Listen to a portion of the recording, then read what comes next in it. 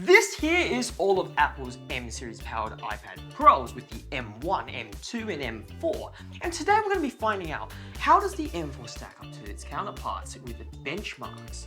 But before we do that, let me catch you up to speed real quick. The M1 Pro, released in 2021, was the first iPad to really match its predecessors with the Mac and desktop, as it shared the same chip. Onto the M2, well, we had relatively better performance. Next, we have the M3, which doesn't actually exist in iPads.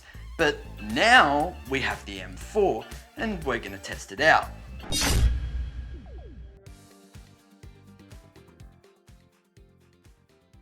Alright, so let's quickly get straight into the benchmarks. But before I do that, do note that this thing in the middle is an iPad Air with an A14, and there's a good reason why this is here in a bit. But the benchmarks that you're going to see that are on this iPad are from the M2, but unfortunately we don't have the M2 iPad Pro on us anymore. But without further ado, let's just quickly jump straight into the numbers. So if we have a look at the M1 versus the M2, there's a pretty okay growth, if you will. It jumps from about 2,391 to 2,599 in single core, and just a smaller jump as well with the multi-core jumping about just 1,000, about 200. Now with the M4, skipping the M3, you're probably wondering, well, this must be a big jump.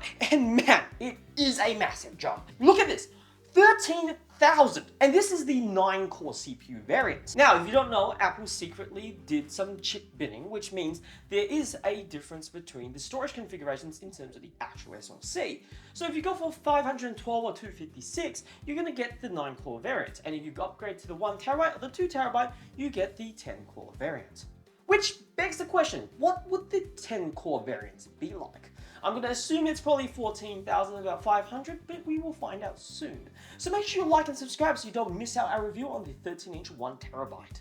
Now regardless, these numbers are absolutely impressive, and I'd argue if you get any of these, you'd be swimming in good performance. But the CPU is only part of the story. What about the GPU?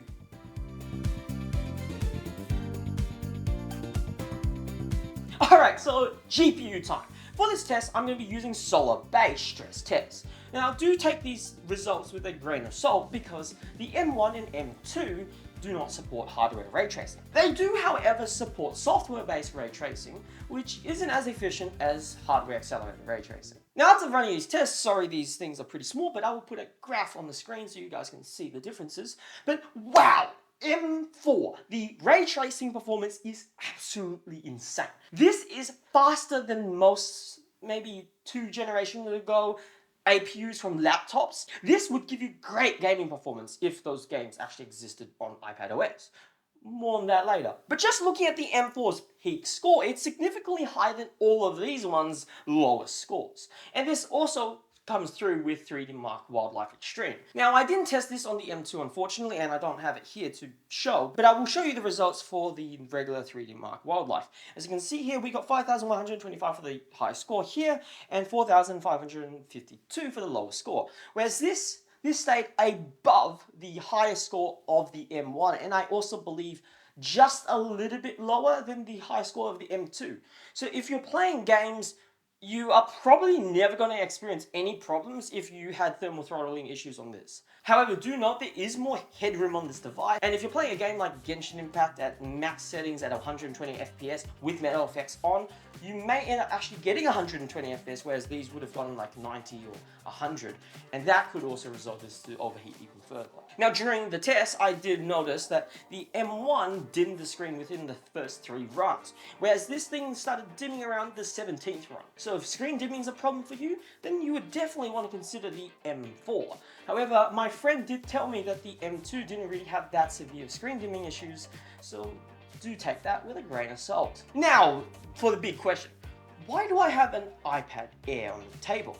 Well, this is the problem I have with iPads. Yes, with WWDC coming around the corner, maybe we have some hope with macOS on iPad, especially with the new Magic Keyboard following the MacBook's design philosophy with a haptic trackpad and aluminum body. But in reality, the iPad Air with the A14 is more than enough for me to do my art. Now look, I'm not saying that the M4 or the M1 is unnecessary, especially for larger projects where I have more layers and working at higher resolutions. But if I organize my layers properly instead of making a trillion layers and using massive brushes, the iPad Air is more than enough to draw with.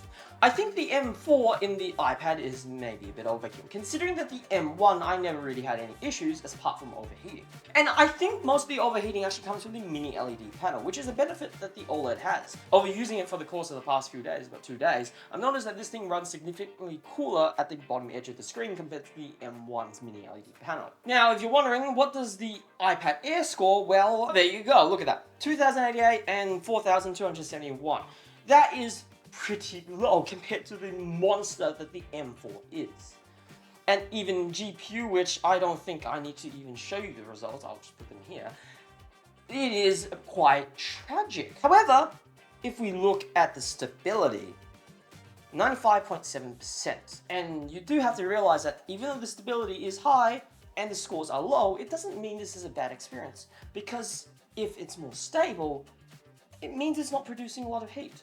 And I have observed this because the iPad M1 tends to overheat a lot, as in dim the screen. Even though it has more performance than the iPad Air here, I can't see what I'm drawing.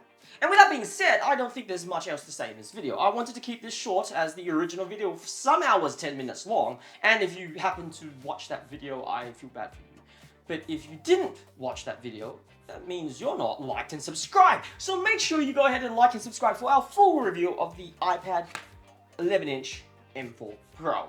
With that being said, make sure you go check out our description. We have a Patreon if you would like to support us, because these kinds of videos cost us a lot of money. Anyways, thank you so much for watching, and I'll see you guys in the next video.